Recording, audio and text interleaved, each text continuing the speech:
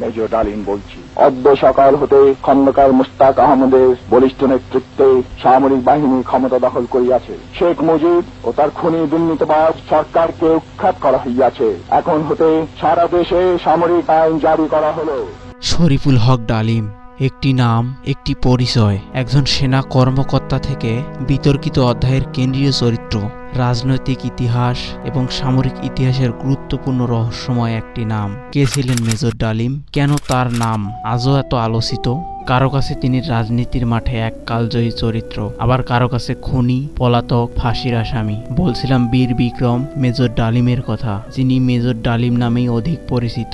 1946 সালে 2 ফেব্রুয়ারি ঢাকায় জন্মগ্রহণ করেন। মেজর ডালিম নিম্মি চৌধুরীকে বিয়ে করেছিলেন। নিম্মি চৌধুরী 2005 সালে মৃত্যুবরণ করেন।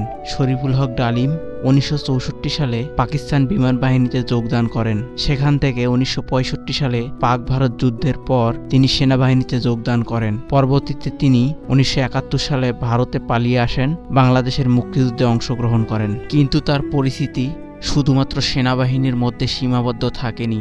বাংলাদেশের ইতিহাসের গুরুত্বপূর্ণ কিছু ঘটনার সাথে নাম গভীরভাবে জড়িয়ে আছে। 1975 সালের ঘটনাবলী, শেখ মুজিব হত্যাকাণ্ড, ঘটে যাওয়া রাজনৈতিক পট পরিবর্তন, এইসব কিছুর সাথে তার নাম বারবার উঠে এসেছে। 1975 সালে 15ই আগস্ট ডালিম সহ কিছু সেনা কর্মকর্তা শেখ মুজিব ও তার পরিবার সহ হত্যার পরিকল্পনা বাস্তবায়নে অংশ নেন। বাস্তবায়নের পর মেজর ডালিম বাংলাদেশের বেতার কেন্দ্র নিয়ন্ত্রণ নেন এবং একটি ঘোষণা দেন।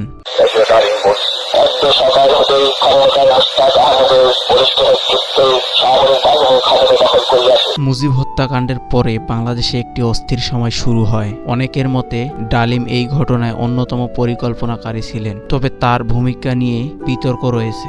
মূলত তারা 12ই আগস্ট থেকে 15ই আগস্ট শেখ মুজিবুরের পরিবার সহ হত্যার পরিকল্পনা করেন।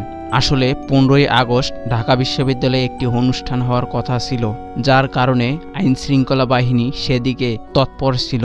আর সেই সকল সমীকরণ একসঙ্গে করে 15ই আগস্ট বেছে নেওয়া হয় শেখ মুজিবুরের পরিবার সহ হত্যা করার জন্য। এই হত্যাকাণ্ড রাজনৈতিক প্রেক্ষাপটে একটি বড় ভূমিকা নিয়ে আসে। তবে 1996 সালে আওয়ামী লীগ ক্ষমতায় আসলে মুজিব হত্যায় মেজর ডালিম এবং তার মতো আরও অনেকেই সেনা কর্মকর্তা দেশ ত্যাগ করেন এবং বিদেশে আশ্রয় নেন। কিন্তু 2016 সালে জানা গিয়েছিল তিনি আফ্রিকায় বসবাস করছেন। সম্প্রতি সময়ে 2025 সালে 5ই জানুয়ারি প্রবাসী সাংবাদিক ইলিয়াস হোসেনের ইউটিউব চ্যানেলে লাইভ সাক্ষাৎকারে অংশগ্রহণ করেন।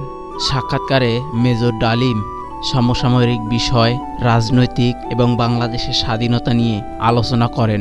মেজর ডালিম বেশ কয়েকটি বই লিখেছেন, যা দেখেছি, যা বুঝেছি, যা করেছি। মেজর ডালিম বলছি, কিছু কথা কিছু ব্যথা। আমাদের ভিডিওটি ভালো লাগলে কমেন্টে আপনাদের মতামত জানান এবং ইতিহাসের অজানা অধ্যায় সম্পর্কে জানতে আমাদের সাথেই থাকুন। চ্যানেলটি সাবস্ক্রাইব করুন।